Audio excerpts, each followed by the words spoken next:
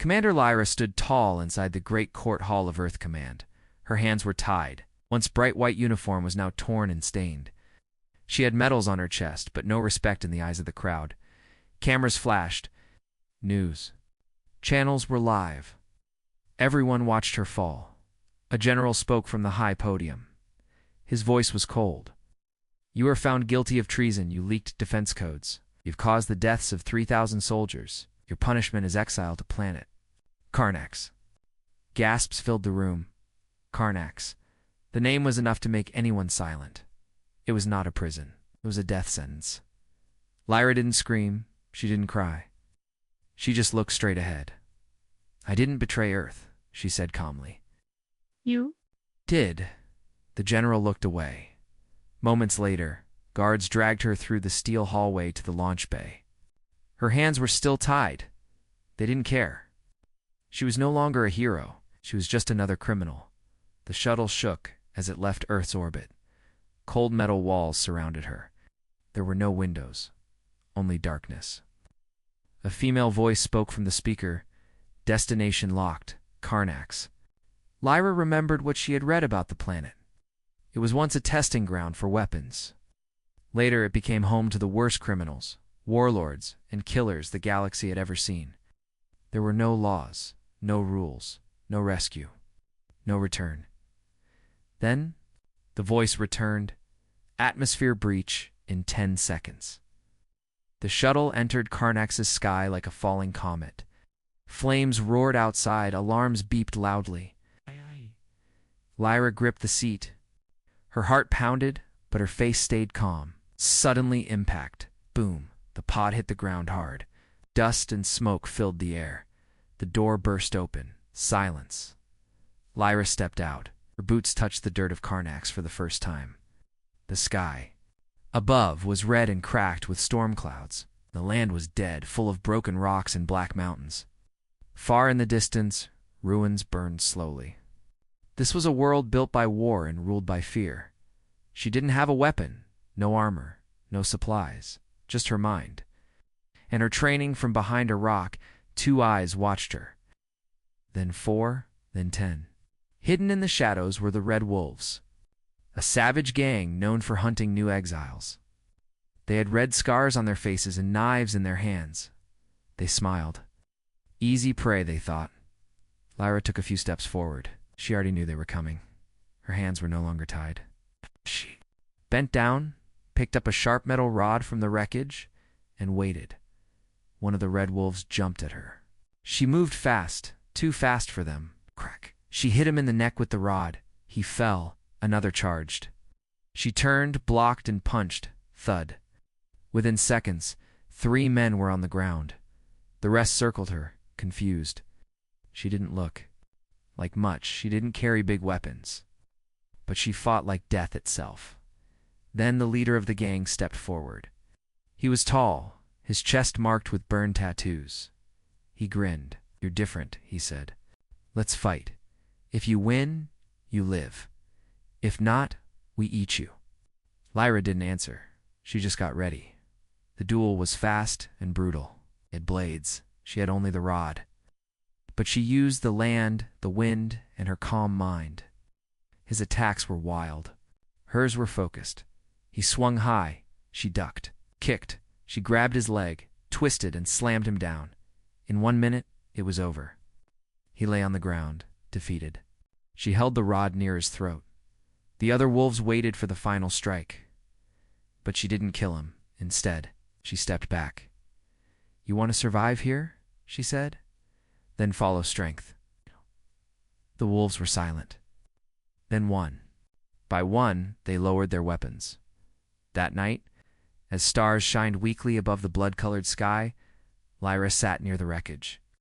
The Red Wolves kept their distance, watching her with new eyes, not of hunger, but of wonder. She looked up at the stars. Somewhere out there, Earth was watching. The same people who threw her away, same ones who betrayed her, but she was not broken. She had one goal now: to rise, to take back everything. On a planet full of monsters, she would become the worst one, and she would make them all kneel. The next morning, Lyra opened her eyes to a strange sound, breathing. Heavy, animal-like breathing. She sat up fast and grabbed the metal rod beside her. Around her stood the red wolves, staring in silence. Their leader, the tall man with burned tattoos, stepped forward. He had a deep cut above his eye, still bleeding. "From their fight last night, you didn't kill me," he said. "Why?" Lyra stood slowly. "Because you're not my enemy." "Not yet." He laughed. "I could kill you now." "You could try," Lyra replied, eyes steady. The man stared for a moment, then looked away. "My name is Drake. I lead the wolves." "Or, I used to." Lyra didn't smile. "Then lead them better." The Red Wolves weren't just a gang. They were survivors. Strong, fast, ruthless. But they were lost. No vision, no future. Only killing and stealing. For the next few days, Lyra watched them. She studied how they moved, how they hunted, how they fought. They were fast but careless, brave but stupid.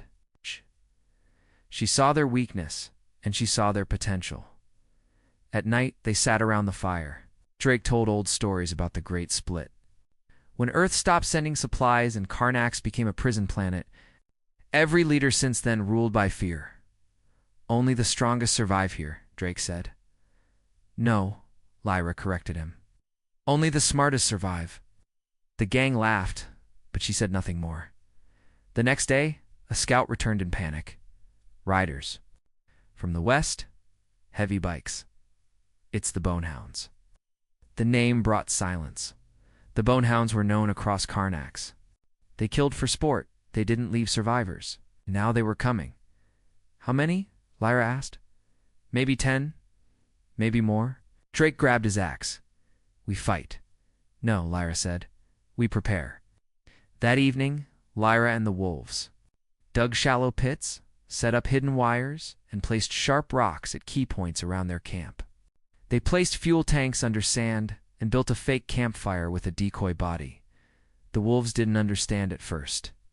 "Why not meet them in battle? 'Cause that's what they expect," she said. When the Bonehounds arrived, they charged. In, with their engines roaring. Their bikes tore across the land, but then, boom, one rode over a mine. Another hit a wire and flipped into fire. Chaos exploded. The fake fire blew up, sending flames high into the sky. The remaining Bonehounds panicked. Some tried to run, but the wolves, now hiding in the rocks, jumped down and struck hard. It wasn't a fair fight. It was a trap. A lesson, and Lyra taught it well. After the fight, Lyra stood over the captured Bonehound leader, blood on his face, fear in his eyes.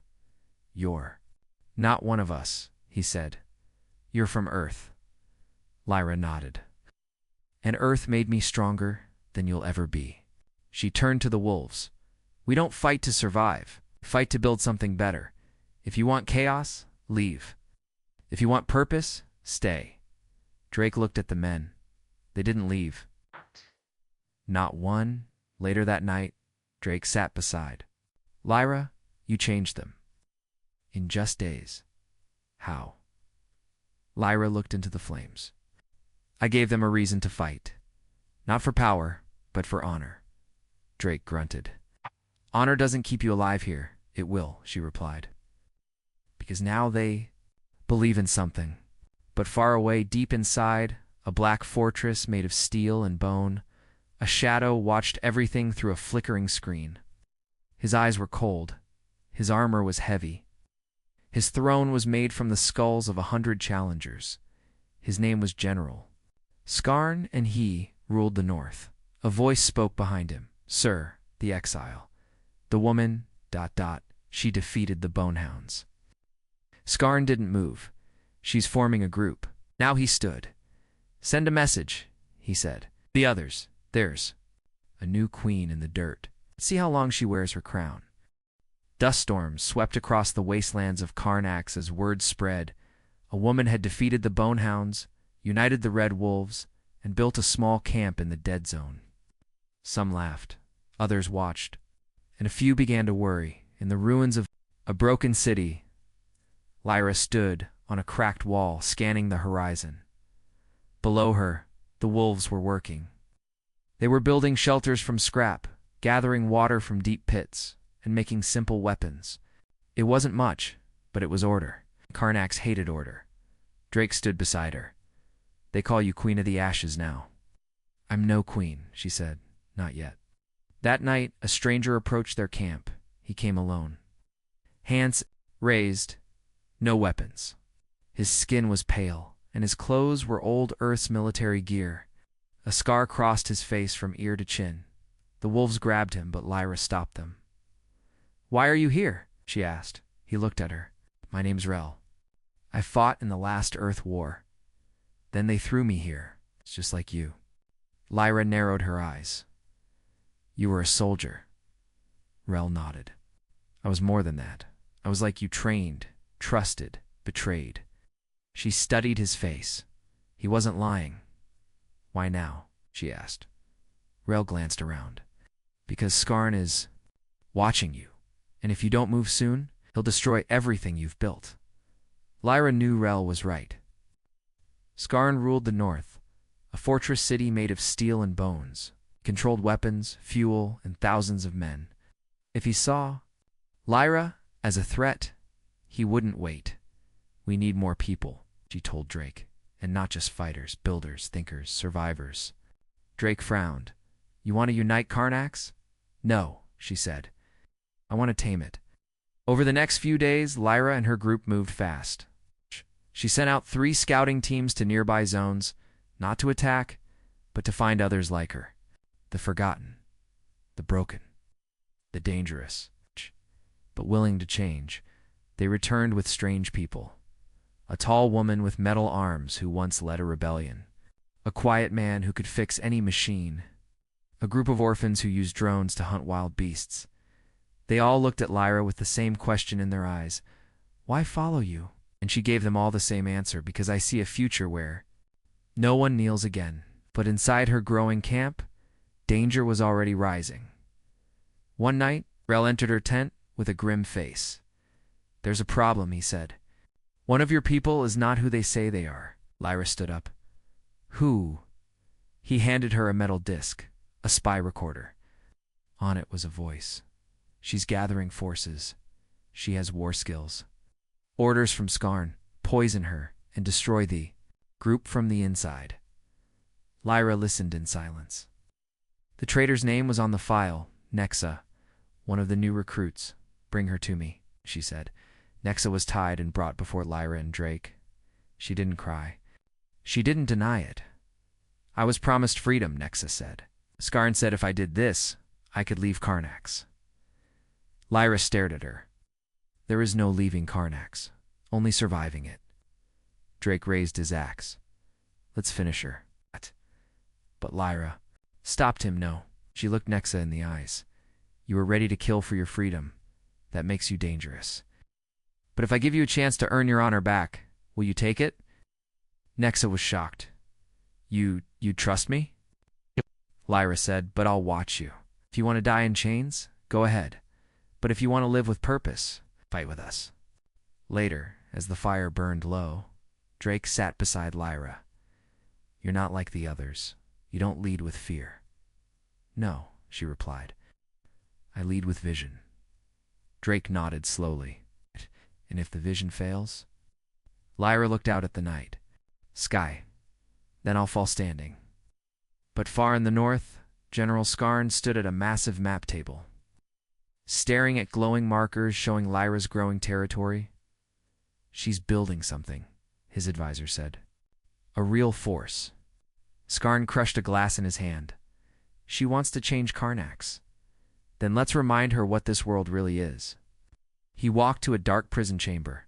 Wake the revenants, he said. The wind on Karnax howled like a dying beast. The dust storms never stopped. And in the middle of it all, Lyra's camp had become a spark, a tiny flame in the darkness. But even the smallest fire can attract monsters. One night, under the blood-red moon, a figure walked alone into the valley. His steps were slow. Oh. Body was wrapped in armor made from black bone and steel. His face was hidden under a cracked helmet. But one thing was clear. He had only one eye. The guards raised their weapons. Drake stepped forward, axe in hand. "Who are you?" he shouted. The man stopped, lifted his helmet, and revealed a face half-burned and twisted. One glowing red eye looked at them. The other socket was empty, covered by a metal plate. "I am Varn, First Blade of Skarn," he said. "I've come." With a message, Lyra appeared behind Drake, calm but alert. "Speak," she said. Varn's voice was dry like dust. "Skarn offers you a gift surrender. Give up your army, your land, your dreams. Oh. And he may let you live." Silence, Lyra. "Took one step forward. And if I don't?" Varn smiled. "Then I burn this valley to the ground and feed your bones to the storm dogs." The next second was tense. Everyone waited for the fight, but Varn didn't attack. Instead, he dropped a bag on the ground, a bloody helmet inside. It belonged to one of Lyra's scouts, missing for days. "Think carefully," Varn said. "Skarn sends the revenants next. Won't survive them." And he walked away, disappearing into the red mist like a ghost. That night, Lyra sat with Rel and Drake in the war tent. "We have two options," Rel said. "Run or fight." Drake slammed his fist on the table. "Fight, always." But Lyra said nothing. Her mind was turning like gears in a machine. "Who are the revenants?" she asked. Rel leaned forward. They were Skarn's secret. 10 soldiers, each one modified, enhanced, broken, and rebuilt. They feel no pain, no fear, no mercy. They are death in human skin. Lyra looked around at the maps. Their camp was strong, but not ready. "We can't win in a straight fight," she said. "So we won't." The next morning, Lyra called everyone to the center of camp. "We have 3 days before the revenants arrive," she told them. So we changed the rules. She assigned teams. One to lay traps in the dead valley. One to dig escape tunnels beneath the camp. One to build fake shelters, dummy guards, and noise traps. Drake trained the strongest fighters. Rel studied the terrain. Nexa, now loyal, set up signal flares and hidden gas mines.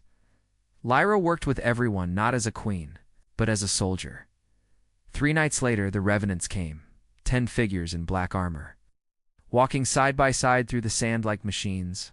Their eyes glowed white. They didn't speak. They didn't stop. They walked into the camp, and the camp exploded. Boom. Fire, gas, screams. Walls crashed down. But when the smoke cleared, the revenants were still walking. They had no skin, left to burn. No blood to spill, but Lyra wasn't in the camp.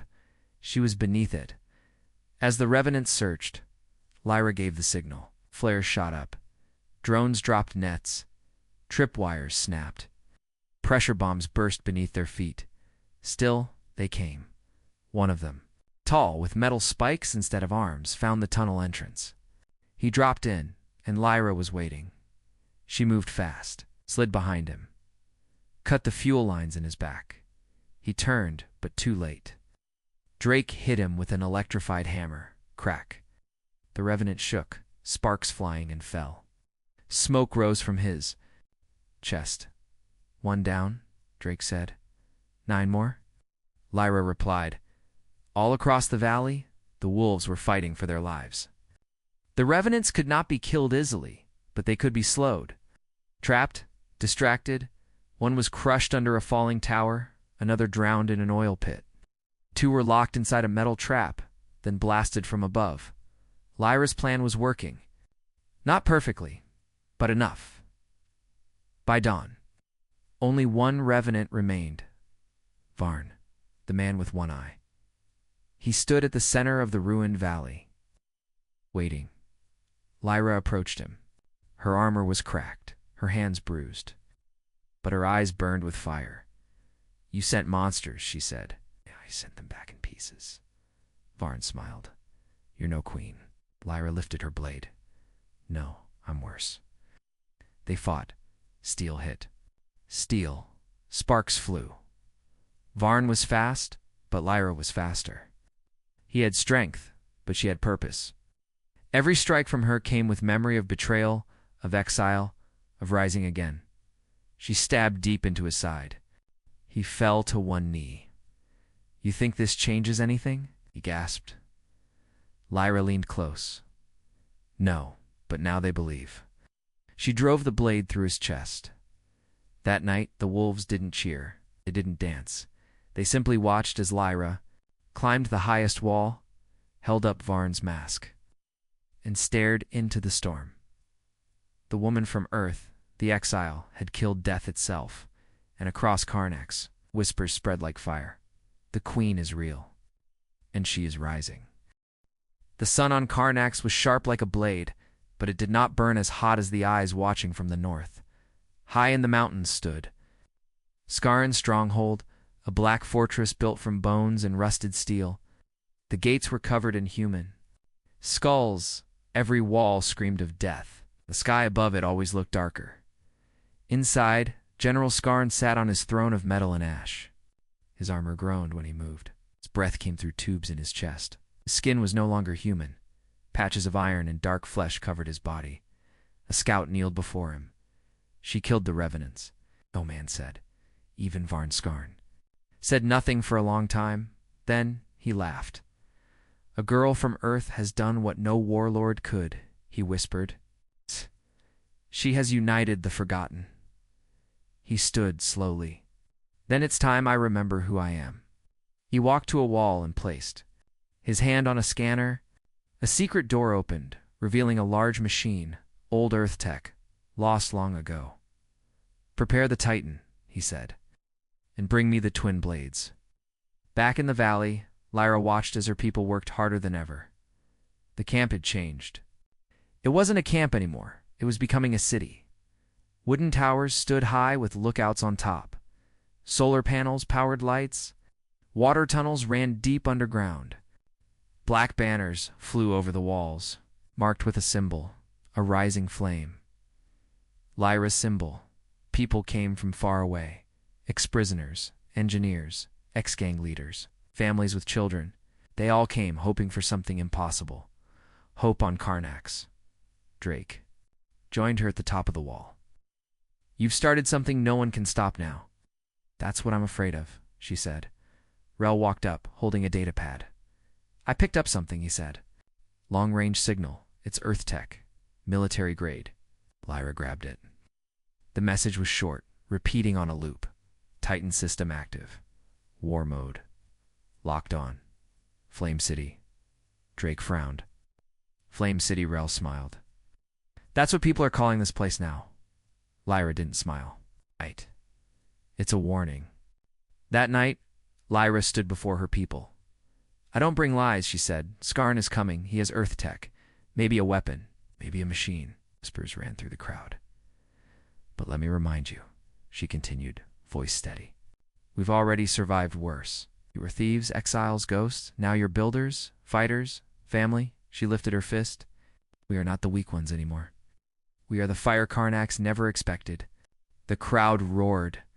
The next day, scouts reported strange shaking in the earth, machines moving under the ground, dust clouds rising miles away. Then, a shape appeared on the horizon. Huge metal. Walking, it looked like a monster, but it was a machine. Over 50 feet tall, it had 4 legs, 2 arms, with cannons, and a face shaped like a human skull. The Titan, on its back, flew the banner of Scarn, a black crown wrapped in barbed wire. Behind it marched Scarn's army, hundreds of fighters, tanks, and beasts in chains. War was coming. Lyra didn't panic. She ordered the walls reinforced. She split her forces into defense teams. She put Nexa in charge of snipers. Drake led the ground warriors. Rel activated the defense grid lasers, oil traps, hidden EMP bursts. She stood at the gate, armor on, helmet in hand. A child walked up to her. Will we die? Lyra kneeled. Maybe, but we won't die kneeling. That night, as the Titan grew closer, Lyra made a choice. She gathered her best fighters. We hit first, she said. Not the army, the machine. Up. You want to bring down a war walker? Rel grinned. Crazy, I'm in. They called the mission Ghostfire, strike fast, hit the Titan before it reached the city. Under darkness. They rode silent bikes, used cloaks to avoid heat scans, and approached the metal monster from the side, The ground shook with every step of the Titan. Its legs were thick as towers. On top, Skarn stood at the control deck, watching the world burn before him. He never saw them coming. Rel launched the first EMP dart. It hit the Titan's left leg. Sparks flew. One knee buckled. Drake threw a chain bomb at a power joint. It exploded. The leg bent inward. Lyra ran up the back leg, using magnetic gloves. She climbed fast, like a shadow, and reached the top platform. Skarn turned. "So it ends like this," he said. "No," Lyra said. They fought. Blade against blade. Fire against metal. Sparks flew as Lyra dodged heavy strikes and stabbed at weak joints. Then she found it. A glowing core behind Skarn's armor. She rammed her blade into it. Boom. The core exploded. Skarn screamed. Lyra jumped off the Titan as it began to fall. The machine groaned, tilted, and crashed into the earth like a dead god. From Flame City, the people watched as the machine collapsed in smoke and fire. Cheers rose into the air. The Titan had fallen. Skarn was gone, and the fire still burned. The Titan was dead. Its wreckage lay across the valley like the skeleton of a giant beast. Black. Smoke rose into the sky, and Skarn's army had scattered. Some ran, some died, some surrendered. Lyra had done the impossible again. But victory on Karnax always came with a cost. 3 days later, Flame City was quiet. Too quiet.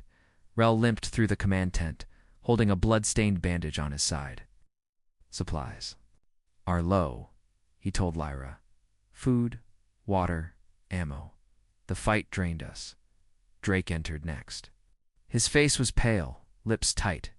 37 dead, he said. 45 wounded, and Nex is gone. Lyra froze. Gone. Drake nodded. Sniped. During the retreat, didn't even see it coming. Lyra turned away, her heart heavy. Nexa had betrayed her once, then redeemed herself. Now, she was part of the soil. That night, Lyra stood alone on the outer wall. Wind tugged at her coat. The sky above Karnax was full of dust, but stars peeked. Through cold, sharp, and silent, Rel joined her. "You won," he said. "No," she replied. "We survived. You killed Skarn." She shook her head. "I killed a man.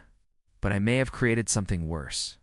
The next day, strange things began happening. A group of Flame City guards found one of Skarn's lieutenants chained in the ruins, his body half burned.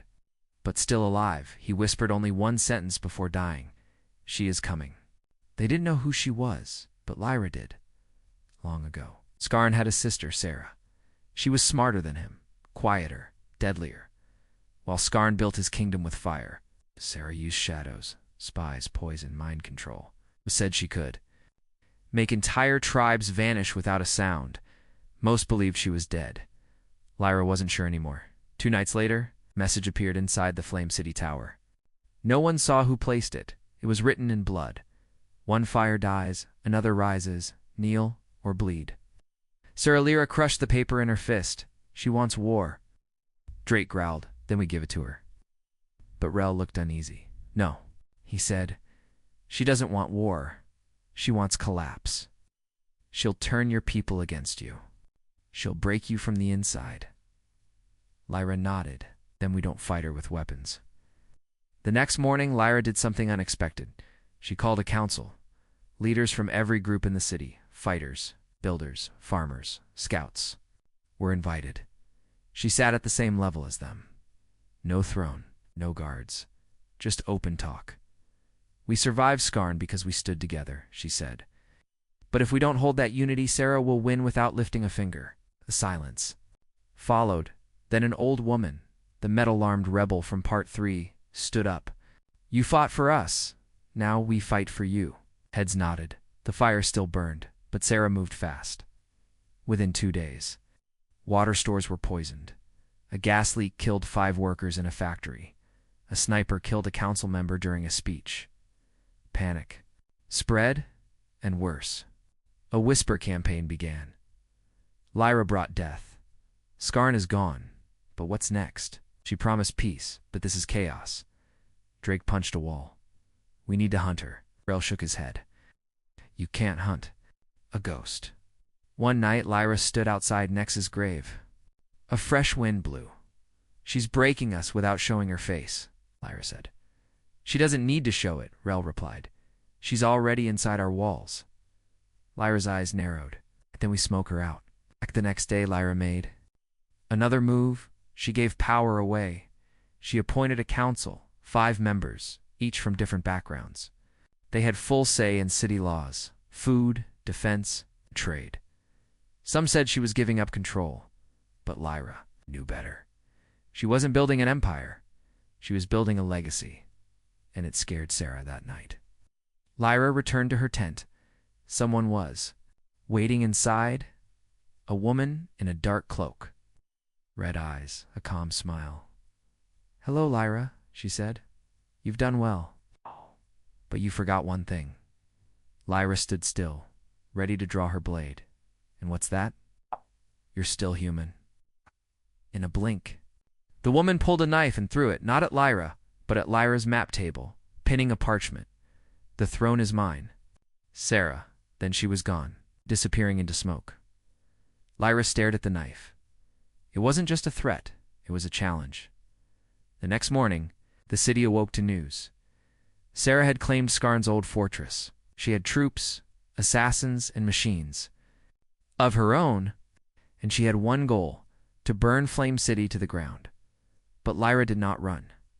She stepped onto the city wall, looked out toward the mountains, and spoke to her people. She thinks I fear her. She raised her fist. She forgot. Who built this fire? The sky over Karnax had turned gray. Dust storms danced across the dry land, and the wind smelled like metal and old blood. Flame City was silent, not from fear, focus. Every man, woman, and fighter prepared for one thing, the final battle. Sarah had taken Skarn's old fortress, rebuilt it with traps and towers. She called it the Black Crown. From there she sent threats, bombs, whispers meant to break Lyra's city apart. But Lyra had already seen death, betrayal, and fire. She would not kneel. She would march.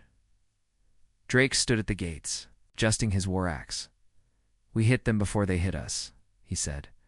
Rel loaded his gear beside him, and we keep Sarah from doing what Skarn couldn't. Lyra stepped up in full armor, dark steel with glowing red lines. Her voice was calm. We march at dawn. That night, Lyra gave one last speech. Sarah thinks we are scared, she said. She thinks fear is stronger than unity. But fear does not build cities. Fear does not protect children. We do. She looked around at the crowd warriors. Builders, refugees, former killers, now her army. She rules from a dead man's throne, Lyra said. We rise from fire. And the people shouted her name. The final march began at sunrise. 2,000 strong walked behind Lyra. Ground troops, sky drones, sandbikes, and walkers built from salvaged Titan parts. They crossed the Dead Valley, passed the fields of bones, and reached the edge of the Black Crown. There it stood, taller, sharper, and darker than before. Skulls lined the walls. Red lights blinked in towers, and silence waited inside until the gates opened, and Sarah's army poured out. The battle began like thunder. Explosions rocked the valley. Cannons fired from the fortress walls. Flame City fighters took cover behind metal shields. Ow. Drones dropped. Smoke bombs. Sandbikes circled enemy tanks, setting them on fire. Rel directed comes from a command point. Hacking Sarah's turrets, Drake led the front line, smashing through soldiers like a living storm, and Lyra charged straight into the enemy, leading from the front. Inside the fortress, Sarah watched from her tower. She wore armor made of black glass. Her eyes glowed red. Her voice echoed in speakers around the battlefield. You think you can take my kingdom? She said. This land was built for killers, Lyra replied, her voice calm but sharp. That's why I came. A secret squad. entered through tunnels under the Black Crown, a path Rel had mapped weeks ago. Inside, they faced traps, autoguns, and enemy guards. Some didn't make it, but Lyra did. She reached the throne room. Sarah stood waiting. 2 queens. No escape. Sarah stepped forward, blade in hand. "You've ruined everything," she said. "No," Lyra replied. "I gave them a choice. They chose weakness. They chose hope. And then they fought." The clash was fast and brutal. Sarah moved like a shadow, slicing through the air with her twin daggers. Lyra blocked and countered with her heavy sword. Sparks flew. Blood spilled. The ground cracked beneath them. Sarah whispered poison between strikes. "They'll forget you. They'll burn your city. You're just another exile with a crown made of lies." But Lyra didn't answer. She fought harder, faster, until her sword shattered one of Sarah's daggers. Then the second. Then she disarmed her. Sarah fell to her knees. "You don't belong here," she hissed. Lyra raised her blade. "I earned here," and she ended it. Outside, the fortress gates opened. Flame City banners rose above the Black Crown. Sarah's army surrendered. The war was over. Later, the people stood inside the fortress courtyard. Blood still marked the walls. Smoke still filled the air. But they cheered, not for war, but for peace earned through fire. Lyra stood before them, tired but unbroken. "We did not win because we were stronger," she said. "We won because we were one." Her eyes scanned the crowd. "This world was made to break us, but we bent it instead." Flame City now had 2 capitals: the valley it grew from, the fortress it had claimed. But Lyra had no throne. She gave power back to the people. She walked among them, a warrior, a builder, a queen who knelt to none. The legend of Earths. Exile had become more than a story. It had become a warning, and across Karnax, killers whispered, "She made us kneel." The war was over. The Black Crown had fallen. Flame City stood strong, but battles leave behind more than blood and fire. They leave echoes. It had been 2 weeks since Sarah's fall. Her fortress now flew a new flag, not of conquest, but of rebuilding. Lyra stood at the top of the main tower. The wind brushed her face. She looked down at the city she had taken, the one she had built. People were moving rubble. Engineers were turning weapon rooms into hospitals. Children were laughing in places where once there was only pain, but Lyra felt empty. Victory was not joy, it was weight. Drake walked up behind her, still wearing his scratched-up armor. "They're calling you the Flame Queen now," he said with a smile. "I didn't come here to be a queen," Lyra replied. "I know," he said, "but the crown doesn't care." Later that night, a small ceremony was held in Flame City. No gold. Throne, just fire and memory. Lyra stood before the people, Drake Rel and others beside her. Names of the dead were read aloud. Nexa, the rebel with steel arms. Young fighters who never saw the sunrise. A moment of silence followed. Then Lyra spoke. "I came to Karnax in chains," she began. "I was thrown here to die, like all of you.